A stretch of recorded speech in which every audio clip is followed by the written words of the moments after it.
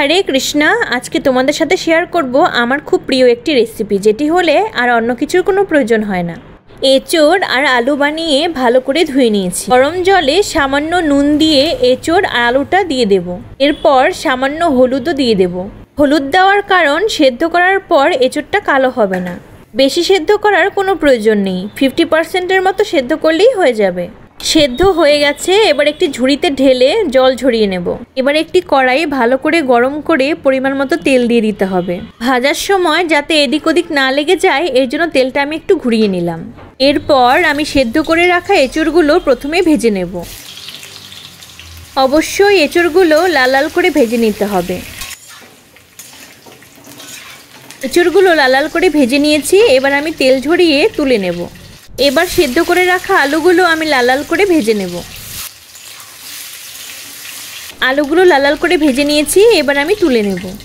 এবার কড়াইয়ে যে বাকি তেলটা রয়ে গেছে সেই তেলেই জিরে এবং তেজপাতা ফোড়ন দিয়ে দেব। এইদিকে আমি একটি পেস্ট বানিয়ে রেখেছিলাম আদা, লঙ্কা এবং টমেটো, সেটাই দিয়ে দিলাম। কষানোর জন্য পরিমাণ মতো কিছুটা নুন দিলাম। এবার দিয়ে দিব সামান্য হিং। মশলার কাঁচা গন্ধটা না ছাড়া অবধি কিছুক্ষণ কষিয়ে নেব। আমরা যেহেতু চিনি খাই না, তাই চিনির পরিবর্তে কিছুটা গুড় দিয়ে দিলাম। মশলা থেকে তেল ছাড়লে কিছুটা হলুদ দিলাম। আগেই হলুদ দিলে কালারটা সুন্দর আসবে না। পরিমাণ মতো ধনে জিরে গুঁড়োও দিয়ে দিলাম। মশলার খুব সুন্দর একটা গন্ধ বেরোচ্ছে। এই পর্যায়ে আমি ভেজে রাখা এঁচোড় আর আলু দিয়ে দিলাম। এবার সব কিছু একসাথে খুব ভালোভাবে কষতে থাকবো। সামান্য একটু জল দিয়ে দিলাম যাতে মশলাটা পুড়ে না যায়। এবার ভালোভাবে কষতে থাকবো। অনেকেই দেখি রান্না করার সময় খুব তাড়াহুড়ো করে। আমাদের মনে রাখা উচিত রান্নাও কিন্তু একটা শিল্প।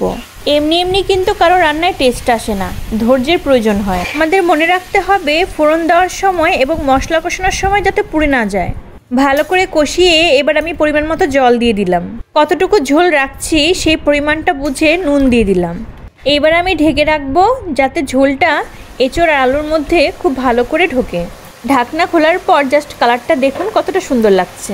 রান্না কিন্তু একদম কমপ্লিট। এবার লাস্ট পর্যায়ে কিছুটা গরম মশলা দিলাম। ভালো করে নাড়িয়ে এবার গ্যাসটা বন্ধ করে কিছুটা ঘি ছড়িয়ে দেব। রেডি হয়ে গেল একদম সিম্পল উপায়ে আলু আর এঁচোড়ের ঝোল। আমার মতো এত সহজ উপায়ে একবার বানিয়ে দেখুন, আশা করি ভালো লাগবে।